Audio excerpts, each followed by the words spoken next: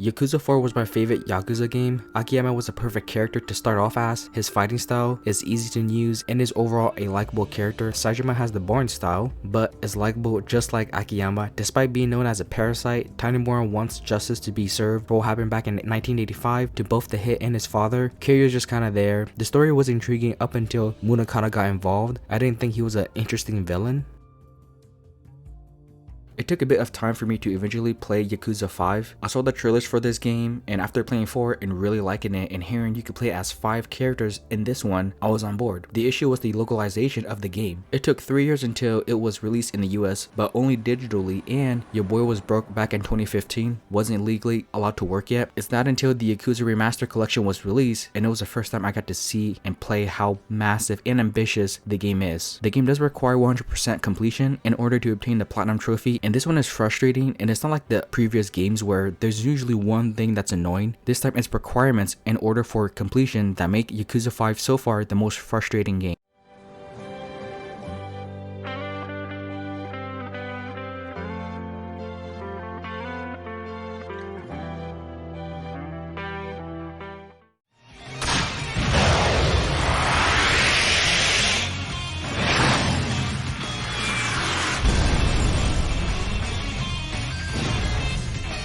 RGG decided to add side stories to each character, which consists of a minigame with a story. For Kiryu, since he's a taxi driver, it made sense for him to have the racing and driving minigame. The driving section, it was alright. You just gotta drive the most perfect or normal way and not hit any person. There's conversation missions where rather than focusing on being the best driver, you got to provide the best service for your customers, whether it's asking about how their day is, where they're from, or how the city is. All of it will help you be the best taxi driver. And then there's the racing section where you're racing on a highway against other opponents, and heat action is used for a boost and an awesome sequence of driving in between trucks or drifting. The driving itself doesn't feel too bad at all. There's no weird controls or a slight input delay whenever you want to turn. It will get redundant as there's only one track with 3 variations. There's a story where you have to beat other taxi drivers that also really want to race you to see who's the best, or honestly, I forgot, and this is a situation where I only remember the racing section. In each of the cities, characters will have certain things they will need to do, and for Kiryu, it's collecting trash. I didn't need to go out of my way to do this because walking around the city will be enough, as after a certain point it will become the norm collecting trash until you get S rank in order for 100% completion. The sub-story sections for each character are going to be short because a lot of them were short or didn't grab my attention. A far off land is a simple but sweet one. Kiryu sees a kid begging his mom to buy him a smartphone. This makes Kiryu think of the kids at the orphanage and how much he would rather be there with them, and the only thing he can do right now is send them money so they can pay rent, go get food and clothes. It requires 70k, so it's best to do this later on when you've got a lot more money, and you can also at the same time get a trophy for sending 5 million to the orphanage as well. Another Haruka is pretty much what happened in the first game. A bunch of guys for some reason are picking on this dog, and a girl that's also named Haruka protects the dog. Her story is like the Haruka we know, doesn't know her biological parents and has a stepfather, but then comes to accept him as her main guardian. However, the important part of the sub-story is the beads of good fortunes, as this item will make your life so much more easier on later playthroughs.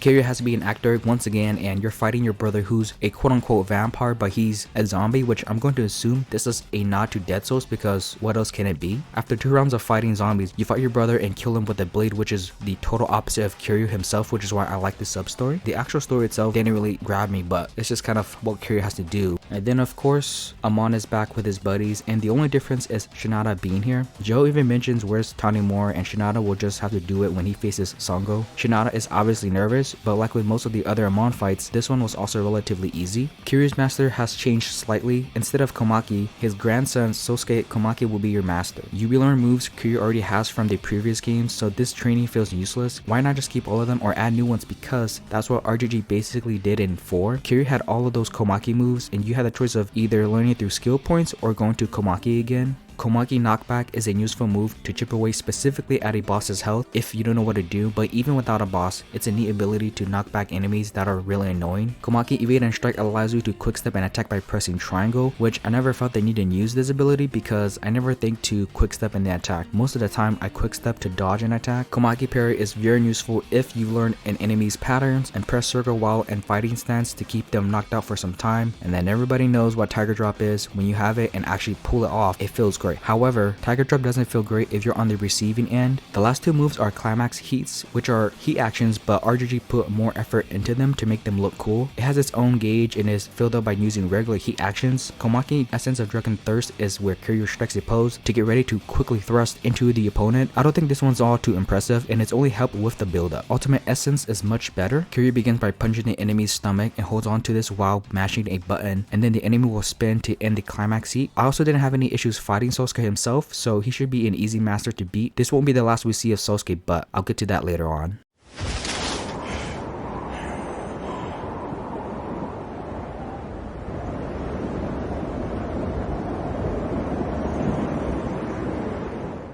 A familiar dojo has Saejima catching up with Sadachi, and luckily they don't have you training new students or retraining your old students from Yakuza 4. Sadachi just wants you to beat up the new students so that it can teach and pass on passion to them. This one was short, but it was nice to know that hours of boring training in 4 wasn't a waste of time and Sadachi is still doing well for himself. The Santa Hunters are a bunch of either teenagers or honestly, they kind of look like a bunch of adults trying to ruin the Christmas mood by beating up retail workers in Santa costumes because they just want to, and so Saejima just beats them up, and there were a bunch of kids asking him for presents as he used himself as bait, which they catch up to him in the aftermath and made their day by giving them weapons as gifts, which sure is dangerous, but you know, it's still a gift, you know. I appreciate the consistency with bears and Set Free. Saejima had to fight one when he and Baba crashed in the snow. He dealt with a bunch during the honey minigame, and the last place he expected to see one was in the city itself. People are huddled around a crash and think it's a hit and run, only for a bear to show up, and Saejima will gladly step up and knock out this bear that was supposed to be transported to the zoo.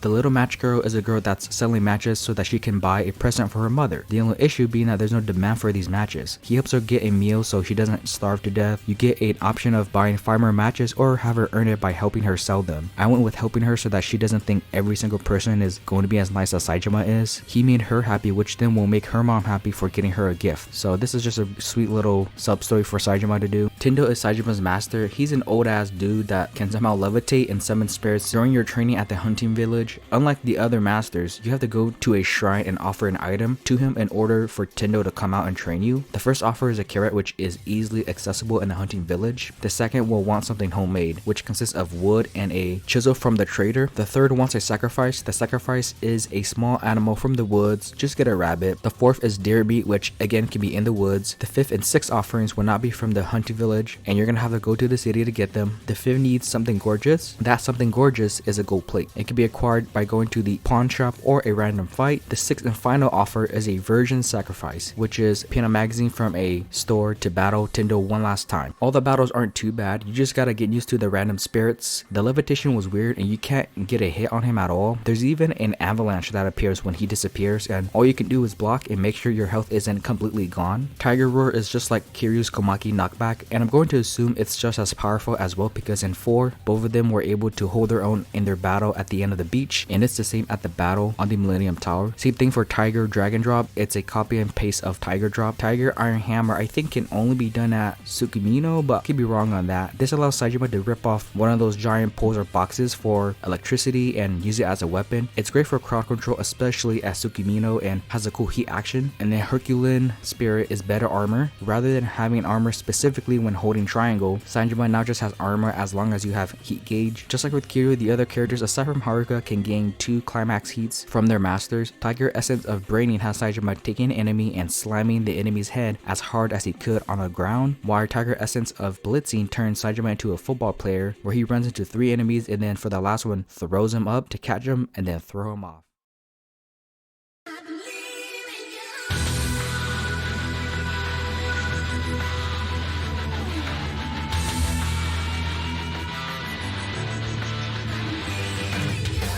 So, Tsukimino City is well known for its enemy spawns, and at first I didn't notice it because I was looking for fights for Victory Road, so then I went to the city and just walked around and realized very quickly that if you're not paying attention, you can get into back-to-back fights. Your only solution is to walk slowly past all of these enemy spawns or use the beads of good fortune. However, you only get one for that Kiryu sub-story, so that means you would have to play through the game in that specific sub-story 4 more times to give it to the 4 other characters. Then you also have to look out for the passive enemy spawns. If you shove a person isn't hard enough, it will turn into a fight as well. It sucks that the city isn't as explorable as it seems. It's mostly hallways, which is why the most recognizable part of the city is the snow sculptures. Treasure maps are only in Tsukimino, which means Saejima can only do this. There will be a bunch of scraps, 25 to be exact, and 5 scraps will make a map. It's up to me to find 25 of those while dealing with the way the city is designed and with the enemy spawns, and so that means I'm going to look up where these scraps are and then show and tell you guys where they are, because I'm not wasting time looking and then dealing with the other stuff. Starting off with the questionable map, location A is east from the Polaris door, location B is in the Main Street Park just southeast of the Big Snow Castle, location C is at the far east end of Nakasugi Street, location D is in the alley started from Curry Shop S and is in the first open area in the southeast corner, location E will also be in Main Street Park, this time on the west side north end of the snow sculpture with the castle and seals. There's a person you have to find in order to get a reward, which are weapons, and I don't think it's worth the time to just get a weapon when you can just buy one. This person is on the north lane east of Don Kyoto. For the profound map, location A will be halfway up the park on the west 2nd Street North. Location B is in the alleyway next to the IFAR assistant. Location C is on the medium east side crossing Tsukasa on the east side of the crosswalk to find it halfway. Location D is in the alleyway east of Don Kyoto. And then location E is directly in front of the pawn shop. The map will lead to a guy in white at the north end of Station Boulevard to get a purgatory rod. The impressive map starts off at southwest of Seiko Mart near an electrical box.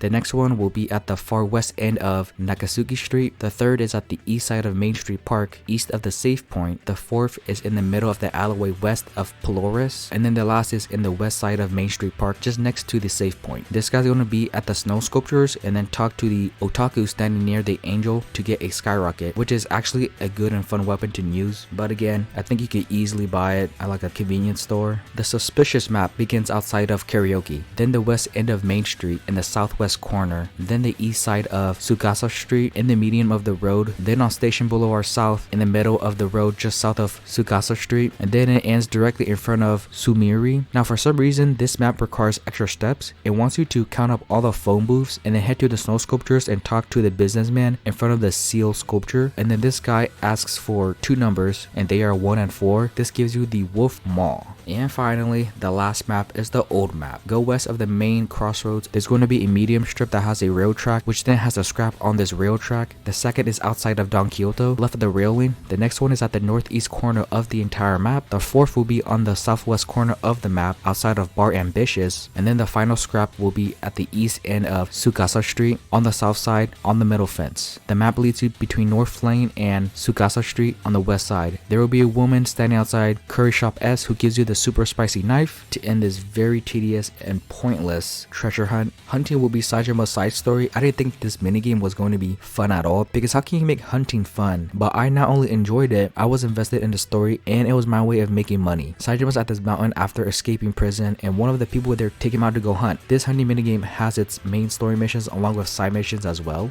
It controls good. There wasn't one time where the gun didn't work or hit the animal. The worst thing about it was the travel. You can't run in all that snow and have to stay quiet to hunt. The story is about this mysterious animal that all the villagers talk about as this myth. The hunter training who goes out always wanted to hunt it down but gets hurt, and so now the responsibility is passed on to Saejima. Once you get to the final mission, this animal turned out to be another big ass bear, which you can look at this in 2 ways. The first being underwhelming because you just fought a big ass bear before getting to the village, or because it's a big ass bear, it automatically makes this quest worth it, which I thought it was worth it because bears are scary as hell. In terms of making money, bears and the golden deers are worth much more than the rabbits and normal deers. Bears will spawn mostly everywhere, but the top area is where they will likely spawn a lot more. The golden deers will only spawn at the top, and then just sell all the bones, meats, and fats to get a good amount of money.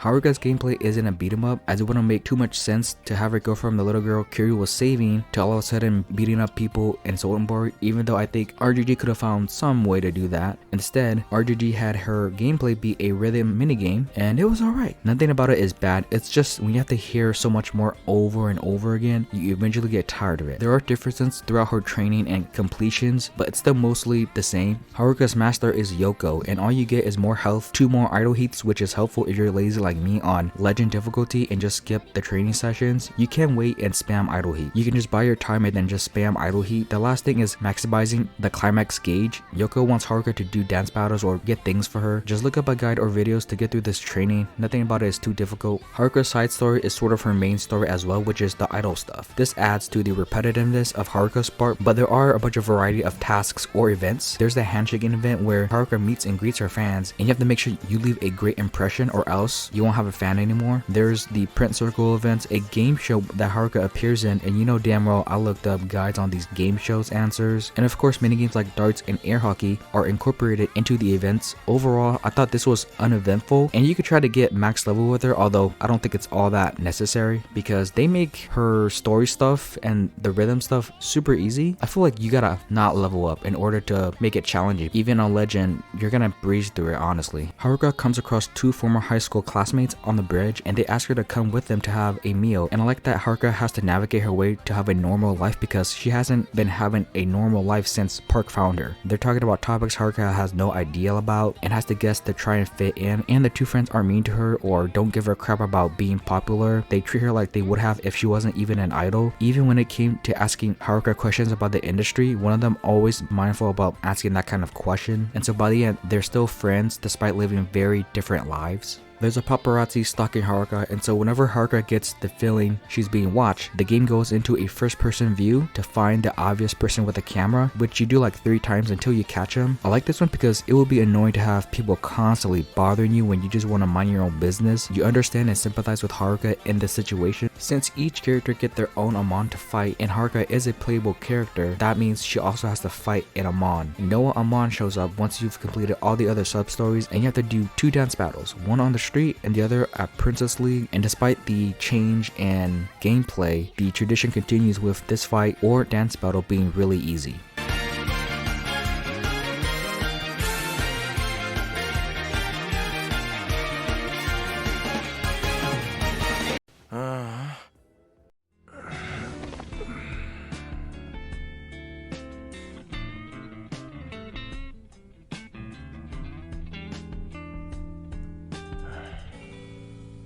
For Akiyama's part, I'm gonna go through it a bit differently because it's clear that he was brought in later on in development, as he only has his sub-stories and a master. RGG did find a good narrative reason for his part to be a part of Haruka's part along with her side story as well, so that's why most of the other completion stuff that require all characters to do them will be here. Tourist spots requires taking pictures at certain parts of all 5 cities. You only need to take 5 photos, so it's not like they're asking for 100 photos. You will also need to go talk to the tourism guy in each city, which is annoying. I would have thought since it's introduced in Kiryu's part, it would just carry over, but it doesn't. The guy in Nagasuga will be at the southwest part of Nagasuga Street near the river. The first photo is at the Don Kyoto building near the intersection of Chikuzengawa. The second one is at the river in the northeast corner of the map. The third is the food stalls by the West River. The fourth is the crossroads of Moden Street and Nagasu Boulevard. And the fifth one is on the Ose Bridge. The tourism guy in Tsukimino will be at Don Kyoto, and you're gonna have to wait until chapter 4 because Saejima has much more important things to do in his first 3 chapters. The first is a view of the north lane from the Don Kyoto building. The second will be at the southeast corner of Station Boulevard and Tsukasa looking up at the big Nika sign. The third is on the medium strip on the west side of Tsukasa. The fourth is on the sidewalk next to the northern taxi looking at the TV tower. And then the last one is at the entrance of Lavender Street. The guy in Sawamura is at the western bridge, and then the first photo is on that bridge facing east. The second is at the east side of Sotenbori straight north of Iwao Bridge. Third is at the northeast corner of Buzeiman Outdoor Mall. The fourth is on Iwao Bridge looking at the Muscle Beer sign. And then the fifth is at the southeast corner of Ashitapara Park. Kinecho's guy is at the south end of Kume Boulevard South near Kamiya Works. The first one is just looking at the Ferris wheel. The second is north of the lottery station looking at the tower. The third will be in mid-square north of the little garden paths just south of the big TV tower. Fourth is the intersection of Kumano and Obita. And the fifth is in the intersection of Kumano and Hanjicho standing outside of Cafe Alps. And then the last place is of course Kamurocho. The guys at Theater Square. The first one is nearby being in front of Kamuro Theater. The second is in front of Kamurocho Hills main entrance. The third is in front of the Millennium Tower. The fourth is at the south end of Nagamichi Street. And then the final photo is the infamous red sign at the end of Tenkayachi Street. Go back to report back to the tourist people and get your rewards, which mean nothing. Food and drinks are pretty much the same, but there is a mini step you have to do for two of the restaurants. I had thought my game was glitched because I ate at every menu, but then there were still two items missing. In order to get the last two meals, read the wallpaper at Smile Burger and the ramen place to unlock the secret meals, which I didn't appreciate that I didn't know these were locked behind a wallpaper, wasn't telegraphed to go read them, which then made me look up what to do.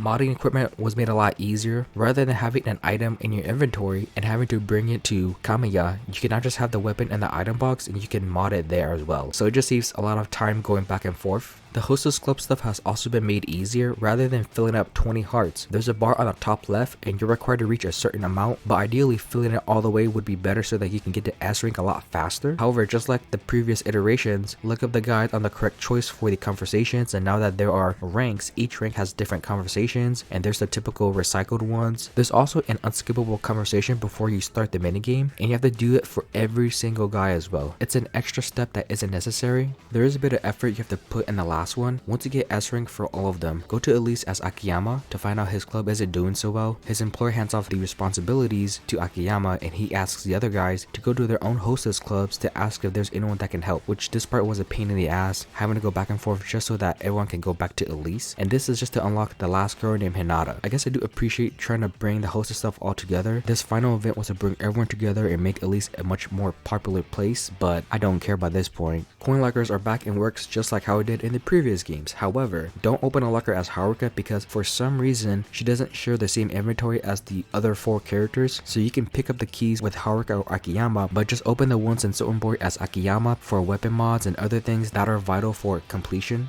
Revelations are back and there's one for each character, which means there's less, but I do appreciate not having to see the same 2 or 3 scenes again. There's also these things called weapon revelations, which I didn't realize were a thing. Kiryu, Saejima, Akiyama, and Shinada each have 3 weapons specifically to them, and the game wants you to use the weapon and hit enemies a certain amount of times until that cut in with the face comes in, which meant you now have learned a new heavy attack. Now I'm not going to do that because it seems useless, and so I looked up a video to see if anyone actually did this, and I found a video by Hunk Umbrella 2. This person shows how each weapon has been enhanced. While these are cool, why put it behind a requirement? The enhanced stove, plant, and bicycle would have been cool to pull off. As this franchise goes along, it shouldn't feel like it's regressing, and this mechanic is either regressing or just wasn't well thought out. Tatsuo is a master that everyone comes across, and he's an actual chef, but he's the best one because his training will give you a double life bar. Why this was never brought back is still a mystery to me. He's looking for the best 3 restaurants from each character. For Kiryu, recommend Hakatatsu, Hango, Yama, and Udon West. For Saejima, Curry S Shop, Matsuo Lamb Barbecue, and Miyoshino. For Haruka, it's going to be Kushikatsu, Daruma, Tsuruhashi, Fugetsu, and Magodako. For Akiyama, it's Komian, Zuburaya, and Kanai Duraku. Then for Shinada, it's Daruma, Kaburaya, and Sakai no Yamachan.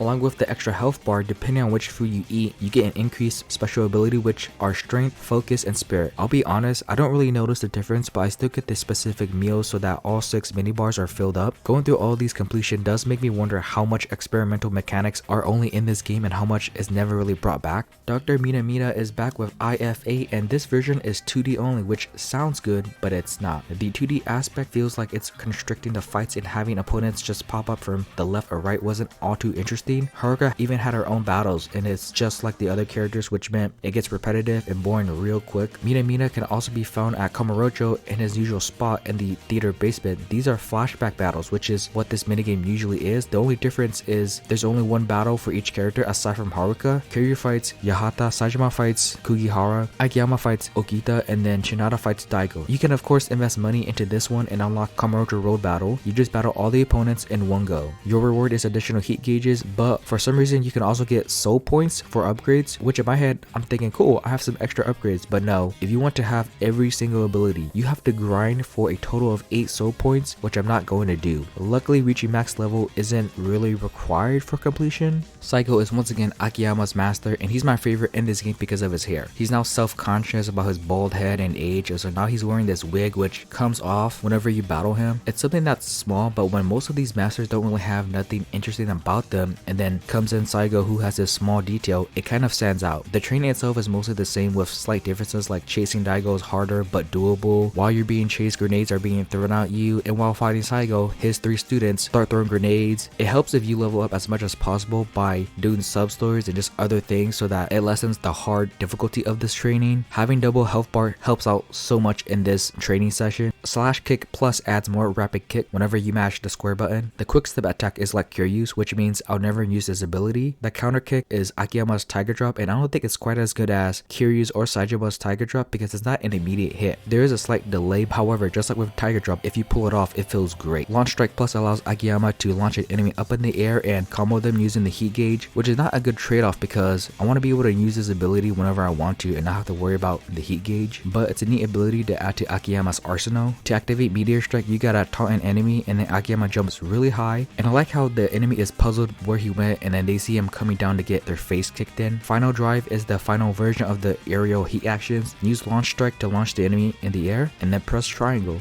Money and pride ties back to Akiyama's past. His former boss, Yamori, comes asking for a loan. Akiyama is willing to let bygones be bygones. He could get revenge for being the scapegoat of embezzlement, but he doesn't and is going to be a professional about it. However, Yamori gives Akiyama a hard time because he's putting his convictions first over his own life. He does feel bad for firing Akiyama and letting him be homeless. He does decline Akiyama's first offer and then causes more trouble with another loan company. And once Akiyama takes care of those dudes, he once again offers him the loan because he knows about and his family, convinces him to prioritize family first, and he finally accepts the offer. Shows that at any point Akiyama could have ruined his life or told his story to the public. However, there's no point dwelling on the past if it brings more harm than good. The stalker is a fun one. Haruka has a stalker, and so Akiyama will look into it. I enjoy the stalkerception. You choose the first guy who says he's not stalking because he was protecting Haruka from the tracksuit guy, and so you choose the second guy, and then he also says the same thing the first guy said. And there's a third guy who luckily we don't have to chase him, but we do fight him. Once you get all 3, turns out none of them are stalkers and thought they were protecting Haruka from a stalker.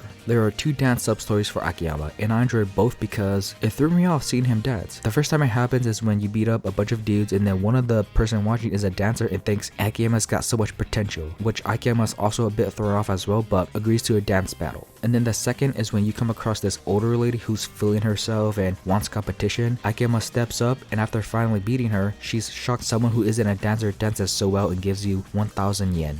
The cursed print circle is my favorite sub-story of the game because of the mystery. Akiyama overhears that a print circle might be haunted as a ghost appears in your photos, so naturally, he goes to check it out. Akiyama takes a picture and he sees a ghost behind him and chases it. Turns out it was a prank and there was no ghost at all. But then he goes back to tell the girls what's been going on, and then one of them says the guy Akiyama was talking to died 3 years ago, meaning he was chasing and talking to a ghost the whole time. Or maybe it was a lookalike, but I like to believe that Akiyama just had a paranormal experience and he doesn't know what to say or do about it.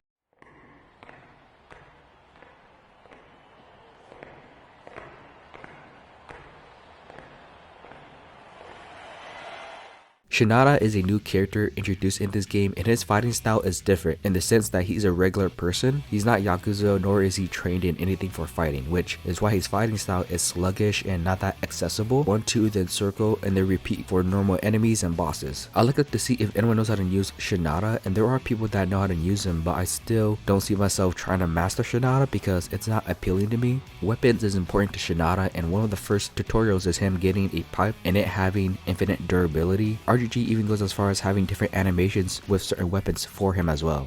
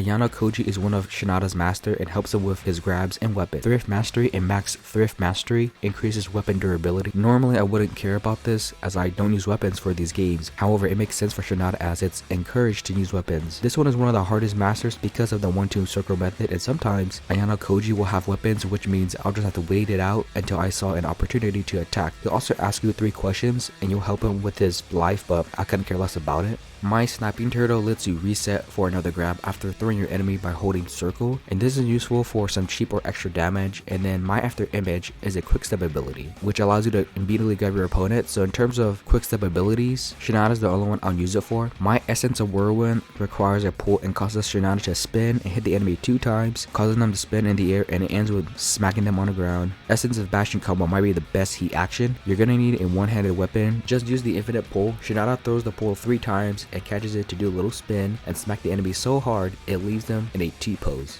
Drawing tickets is the last of the city exploration section, and it's the easiest one. Only Shinada can do it. There are 2 ways of getting tickets. The first one is buying items from the stores, and there's a chance you could get a ticket. The second option is much easier, is picking them up around the city. The completion only requires 20 turns. It doesn't matter what item you get from the lottery. The pearl is needed for modding, and for some reason, the pearl is only available in the lottery. So after getting anywhere from 20 to 40 tickets, make a save and use the tickets. If you don't get a pearl, then you can reload your save until you get the pearl and then use your 20, 30, or 40 tickets. The entire city exploration section is a part of what makes getting 100% annoying. None of them are valuable and it's just extra work to fill out the list. The tourist spots add nothing for your fighting or even stats. Garbage collecting gives you materials for modding, but I'm pretty sure all of them can just be bought. The Ashwood for getting S rank can be found on locker F5 at Sawamura. The treasure maps just give you weapons that I'm not going to use. Locker keys give you materials and health items, but a lot of them can be bought from the store, and so looking for them or looking up a guide for them was tedious. And then the drawing tickets, while easy and here for the pearl, was this time looking for tickets to get modding materials.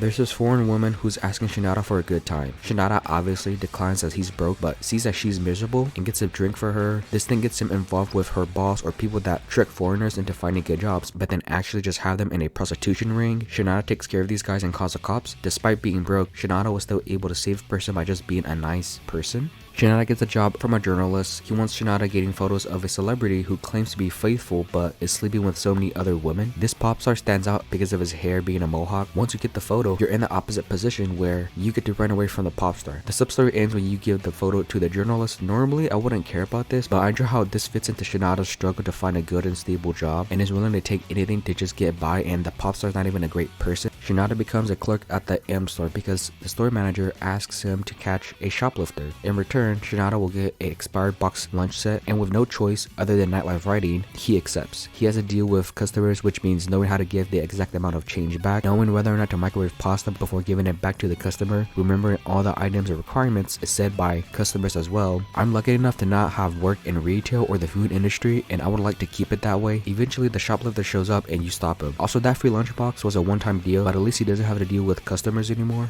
Shinada has an interview to be a bodyguard. One of the requirements is having a brawny build, which makes sense. You want to seem intimidating in case you need to kick people out. The interview itself is very relaxed. Being honest about Shinada's struggle of finding a consistent source of income makes the president like him even more, and then Shinada is able to get the job. However, once he gets there, it becomes very apparent that it was all a ruse. The president really likes Shinada and tries to convince him to join with him and the others, but with the fight, Shinada gets paid and both agree to never speak of this again. I thought the man adult diaper stuff was weird in Kiwami, but I think this one might be even weirder. Shinada's side story obviously involves baseball, and he does have a master for this. Igarashi basically makes batting so much easier for him. It widens the field in which you can hit the ball, which means you can't really miss any shots. There's even a slow down button to slow down the speed of the ball. There's also better bats, gloves, and cleats. So compared to the other side stories, I would say this one is the easiest one. Kiryu's taxi driving and racing is fun but grindy. While I like the hunting one, it can be a drag because of how slow you move in the snow. And then the road to fame is alright, or mostly just kind of boring. There's a story here, but I forgot about it, nor do I care to look it up. All that matters is if you've completed the main and side missions.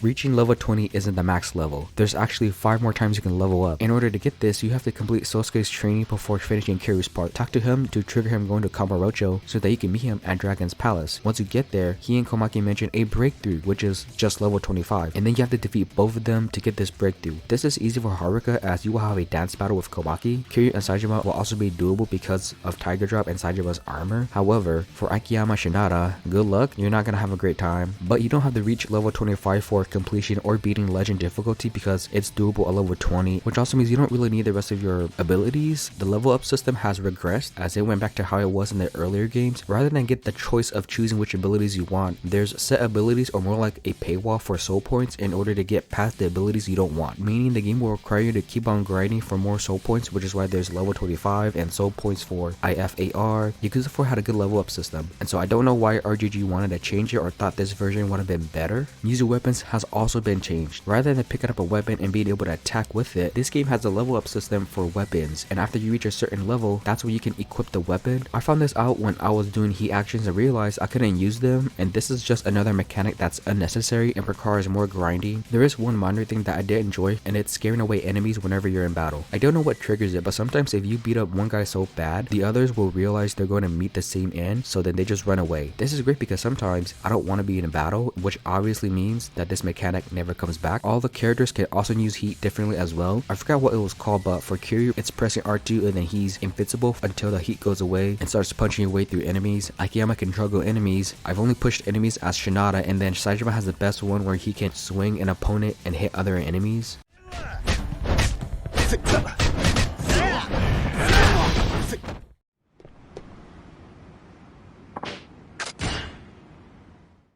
I usually skip past Coliseum because there really isn't much to say about it, but in Yakuza 5 there's a lot more to it. In the previous games, Coliseum was just available and you could go to Purgatory and participate in fights. However, this time around you have to unlock it first. Each character aside from Haruka are confronted by a scout and explains you'll be in a Victory Road qualifier matches. This requires you to find these qualifiers in each city, and you would think with how the enemy spawns are, it would be easy. But no, you just gotta hope the enemy you run into or vice versa is a Victory Road person. There's other certain little things you have to do after fighting enough qualifiers, like talking to the scouts and even markers for some of them. After the fights, you would think, alright, the grind part is over and I'll have access to the Coliseum, right? And you kind of do. Once you get a Kamurocho as Kiryu, go to Purgatory and a guy named Raiden introduces himself to you, and after a bunch of dialogue, all he wants is to see who's the best fighter, especially since he knows Kiryu's undefeated in the Coliseum. You also have to meet him at Pink Street North for more dialogue. Before fighting him, make sure you save in case you don't beat him, because for some reason, the game only gives you one chance to beat him. I don't know what happens if you don't beat him. Hopefully it doesn't lock you out of the other Coliseum fights, as that would suck. Also preventing you from 100%ing the game. You have to fight Shinada, Akiyama, and Saejima first before getting to Raiden, and as long as you're mostly leveled up and use Tiger Drop, then this fight is easy. And then after defeating Raiden, that is when most of the Coliseum fights are available. And if you're someone who looks forward to the Coliseum, I can't imagine going through all of these requirements and hoops just to play Coliseum. A street fight is what it sounds like. It's a normal street fight, now just contained within a cage with a lot of weapons, useful, especially when it comes to getting every heat action. In Yakuza 4, only Kiryu and Saejima can enter the Coliseum, but now both Akiyama and Shinada can also fight, which is cool, but there are certain tournaments that are much harder whenever you use them as well. Heat Bomber is annoying. Bombs will drop randomly and the bottom of the cage will gradually heat up, which means whenever you're knocked down, you will get back up really quick, so I always try to finish up this one really quick.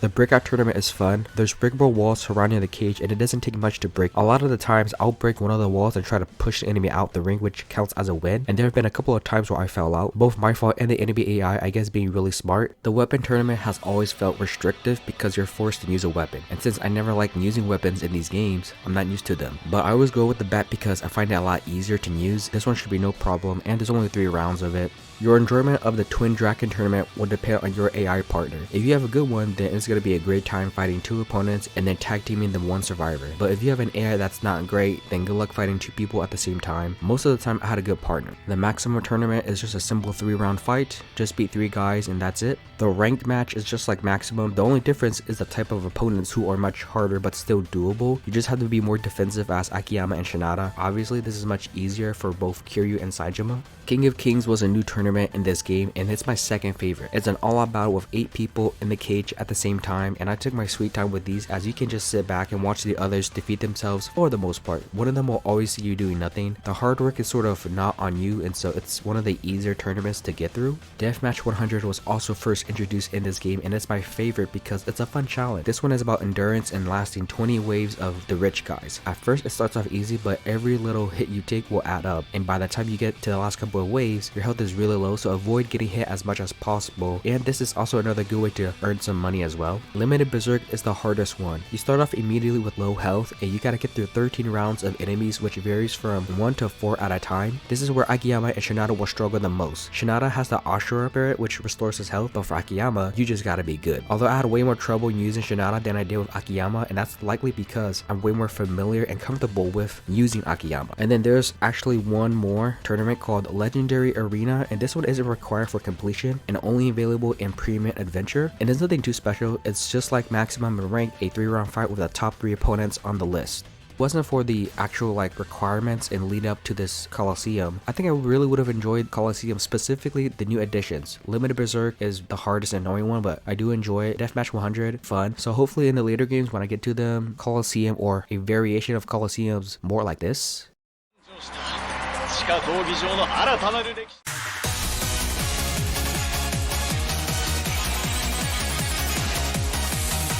There's a good amount of minigames to talk about, as some are new to the series or improved upon, like fishing. Rather than struggling to reel in the fish, you just drop bait into the sea or river and then wait until the fish bites and the red part of the line is underwater and then press X. I've never liked the previous iteration of fishing and prefer this simple version. Pulls back with puzzles. There's 8 puzzle challenges with specific ways each ball is placed and you have to solve the puzzle. I immediately went to look up video guides because I knew I was going to spend way more time playing normal pool, which is pretty much like it is in any other games, although maybe I got lucky because the AI on the harder difficulty made too many mistakes for me, which meant I took advantage of that. I was sort of dreading having to spend probably a whole day just for pool, but this time it only took a couple of hours. The driving range is golf, and much like fishing, prefer this version over the outdoor golf. The hard part is scoring perfectly in all the courses, but I don't know, this one feels like I have more control, which makes it less frustrating despite some weather changes in certain courses. Darts is fun, but it can be a pain in the ass. As long as you have your aim and timing right and hit bullseye or preferably the triple 20s, then it should be a blast despite the cheat AI on advanced difficulty. Bowling requires 200 points in one 10-frame game, and while frustrating, I didn't care because bowling is always fun to play. If you need help, there's always video guides on YouTube to help you always get a strike.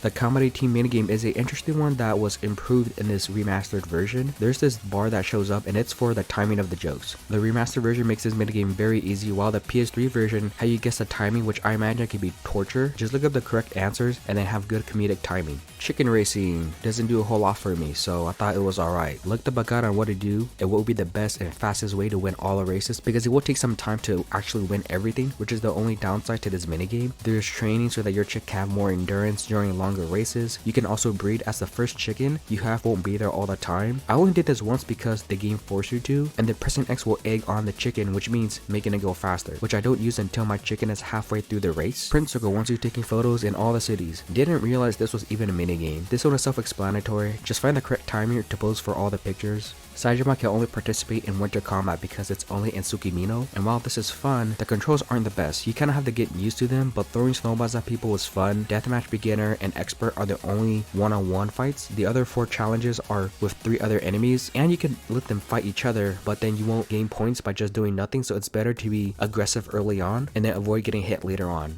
Drum Master only has 3 songs and 2 difficulties for each of the songs, and it's a good minigame. All the songs are catchy and don't miss a beat on a harder difficulty because you will have to redo it. You don't need the highest score, just don't make too many mistakes.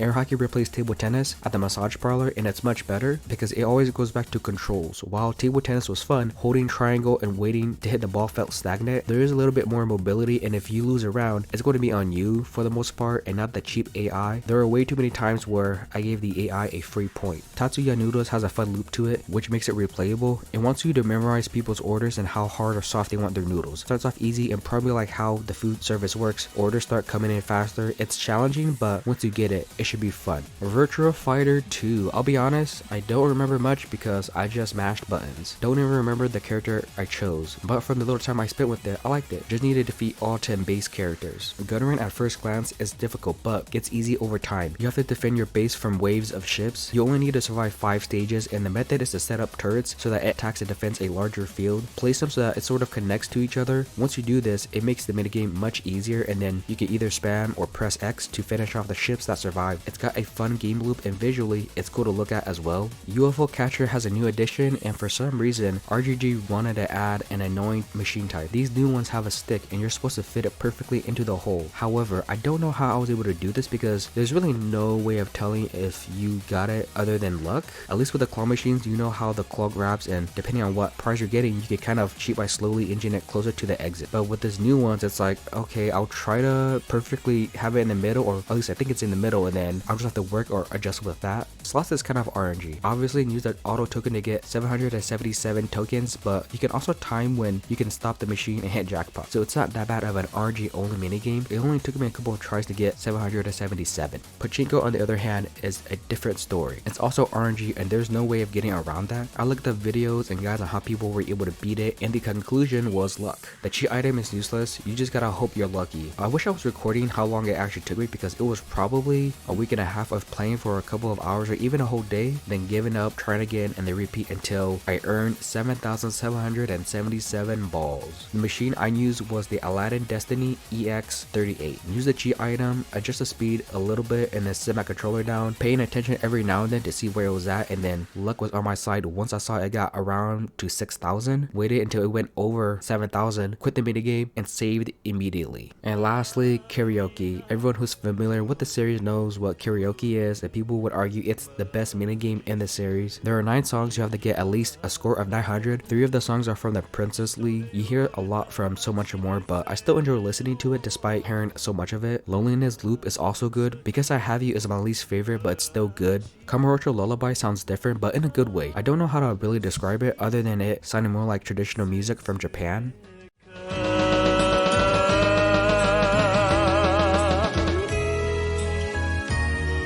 I do not like Ring at all. I just don't vibe with it, and it isn't really for me.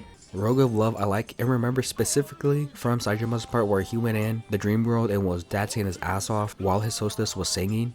Can't take my heart. Get to the top songs like Eurobeat, which based on every Eurobeat song that I've heard, they're good, so this one's good as well.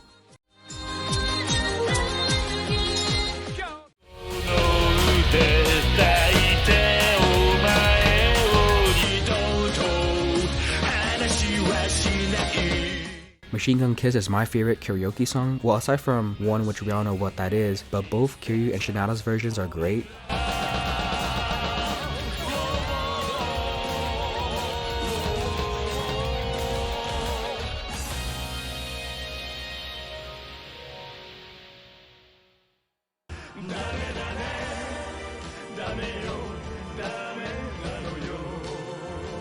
And then of course the last song is Bagamitai. Kiryu, Saejima, and Akiyama are able to sing it. Kiryu misses that damn dog Haruka had in the 3rd and 4th game, and I guess you could add the orphanage stuff with it as well. Saejima misses Sadachi and training with all the students, and Akiyama doesn't miss his ex or even Yasuko. He misses being homeless, or maybe, I guess, freedom of having no responsibilities. I thought that was a weird photo to put in there, but yeah, probably the most well-known song in the series.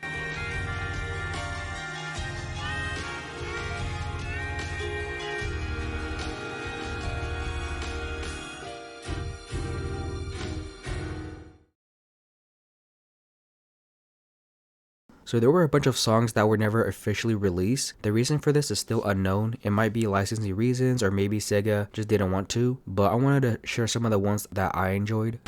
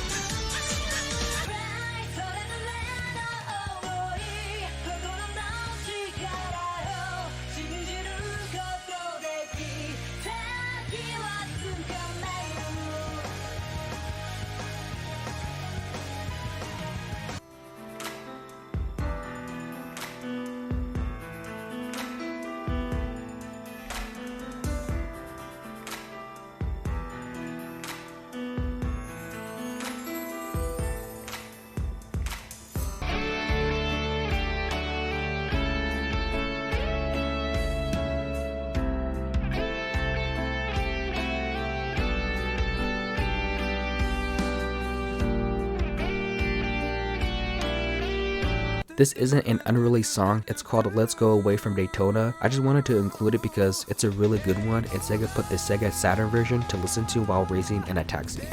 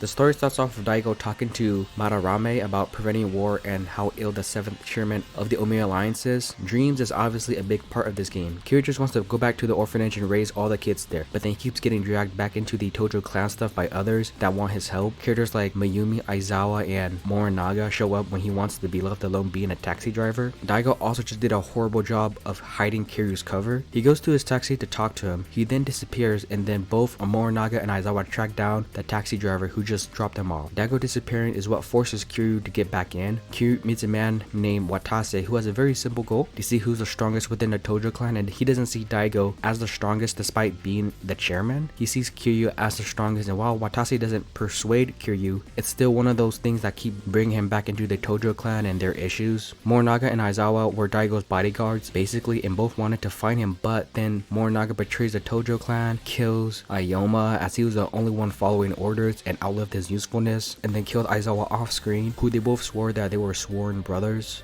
With Daigo gone, Aizawa dead, and then Majima also being dead when Kiryu hears it on the radio, Kiryu decides it's time to put back on the suit and head back to Kamurocho once again to solve another issue from the Tojo clan. This first part does a good job of keeping you interested. Kiryu's away from the orphanage, which is explained later on, there being an all-out war, and Kiryu getting dragged back into the Tojo clan, were things that were already in the previous games, but it's done better here with Kiryu being isolated and involving more characters that isn't just Kiryu. And then the mystery of Daigo and who's really in control is a good hook, which should carry over to Part 2. Part 2 is Saejima, which I was interested in what he'll be doing as in Yakuza 4. The prison part was cool, and I was thinking there's no way RGG would want to do that again. I figured he was in Tsukimino for Yakuza reasons or looking into how Majima died, but instead RGG had 2 of his chapters inside the prison, and anything that occurred in the prison never piqued my interest. Saejima broke out in Yakuza 4, so it makes sense that he still wants to serve his sentence, which is a part of his own dream. Since he's Majima's sworn brother, he could have used that and call off or erase his sentence, but he wants to earn everything he has. Staying in prison shows his dedication and why he deserves to be captain of his own Yakuza family. So from a story perspective, I'm all in for it, but actually playing through these 2 parts are so boring. All the characters are fine. None of them stand out aside from one who just prolongs these 2 parts. In order for there to be a city section in prison, there's these dream sequences where you can kind of explore Tsukimino. The only one that matters is Baba. He's framed for murder by Kugihara, who's successful in the end to prolong Saejima's sentence, and then hearing of Majima's death forced him to break out once again with Baba. The snow part where you have to ride the snowmobile sucks, which then leads to the village, and once again, not a whole lot happens aside from saving Baba. It's not until chapter 4 where you can explore Tsukimino. The game was advertised as being able to explore 5 cities, and the fact that it takes this long for Saejima to get to his part is just awful. Saejima and Baba go looking for Kitakata, who knows what may have happened to Majima and it tying back to the war, but then he gets shot by Baba. Turns out he's in on the plan. Murdering that guy in prison and being the victim was all a part of the plan to extend Saejima's sentence and prevent him from looking into what's going on. However, it seems that Saejima got to him. Despite having his orders, he sort of likes how good of a person Saejima is and isn't able to kill him. This doubt would carry over during the finale, and I like this, but I don't necessarily care about Baba himself, but this adds just something interesting. Part 2 ends with the Osaka detective taking Saejima to Kamurocho due to the news of Majima. This same detective was also in Kiryu's part, and he's here to just do his job.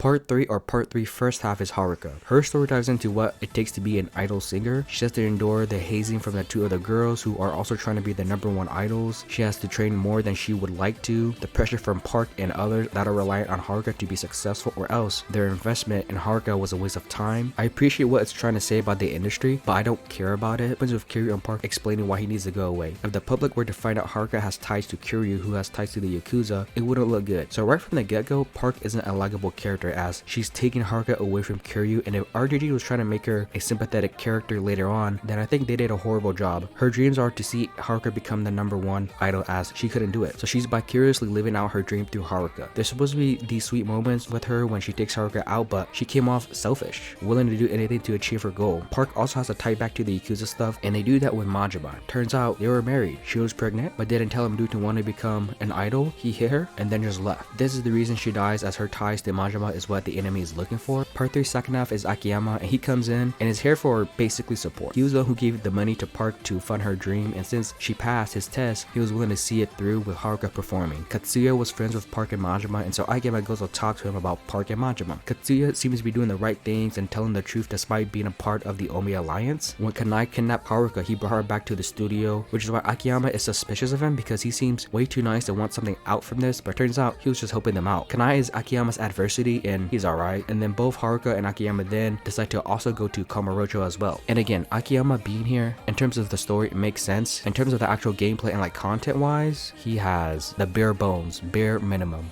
So up to this point, you've played as characters that have been in the previous games, but in part 4, they introduce a new character named Shinada. He used to be a baseball player that hit a home run until we get to the present day where he's got nothing. Lives in a very tiny apartment place area and makes his living by being a nightlife writer. Based on how the game is structured, this part should be forgettable, but it's not. And Shinada's story is the best part of the game. Daigo appears here to tell him to investigate what happened 15 years ago about that home run. And once Shinada does start the investigation, the mystery unravels in a good build-up. There were already discussions about the games being fixed, and then weird things start occurring about Shinada. Cars seems like they're trying to run him over, or something from the skies falling down specifically to hit him. Even Milky, the girl he was planning to run away with, was in on the secret. People that Shinada knows and consider close friends were always watching him. The only person that was also watching him but never portrayed him was Takasuki. He was a fan that saw his home run and even got an autograph for it. This is why he's so hard on Shinada, because he doesn't understand how Shinada has nothing when he should be well off or just doing good. If you were ever planning on telling the secret, then the Nagoya family would kill you. The Nagoya family pretty much sacrificed Shinada in order for the family and the city to thrive. The story does fall apart once it's said that they're actually a part of the Omi alliance, sort of, which was like, oh yeah, this somehow has a tie back to everything else. Shinada's dreams could have been to have get back what he deserved, but instead he accepts his current life and decides to move on with his life and go with Daigo to help the others.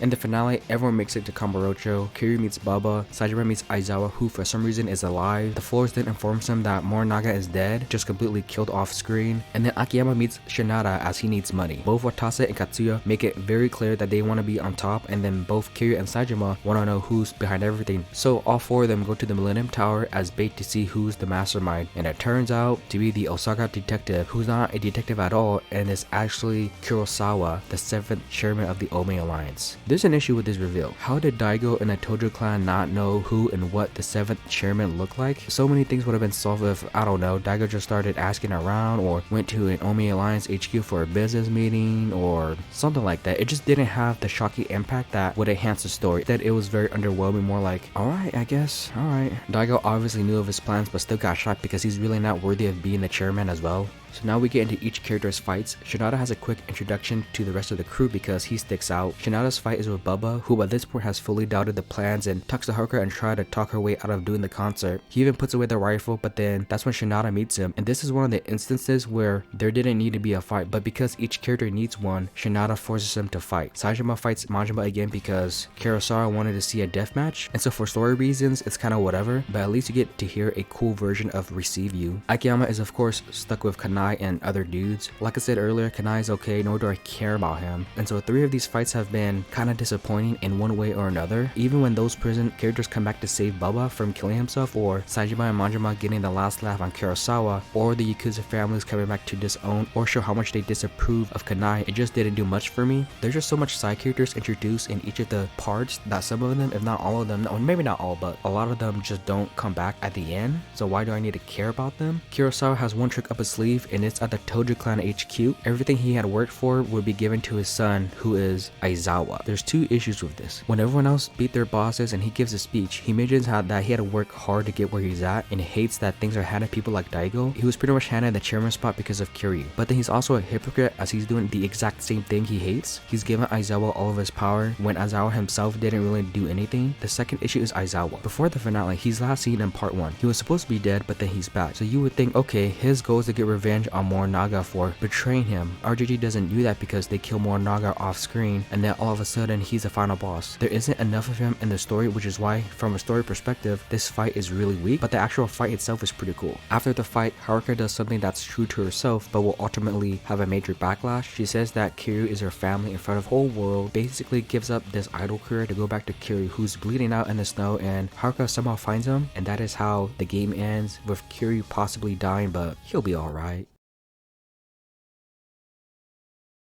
And that was Yakuza 5. This was a really big game, and in some aspects that could be a good thing, like the climax heat actions, minigames that have their own systems, a streamlined version of modding weapons. However, it's obviously way too much. There didn't need to be extra steps or a story for the hostess minigame. Weapons should be locked behind a level system before you can equip it. Why are the Victory Road stuff with the Coliseum? I don't think I can recommend this game to just anyone. The story's all over the place. Side content feels padded for the sake of making the game longer than it needs to be. If you're already a fan of the series, go for it. I'm also finding it hard to say if this is even a good game because so much of my feelings and opinions are so negative. I guess you're getting your bang for your buck when it originally came out in 2012, and especially when it was remastered and released in 2020. So in the end, Yakuza 5 is a good game, but with a lot of caveats to it.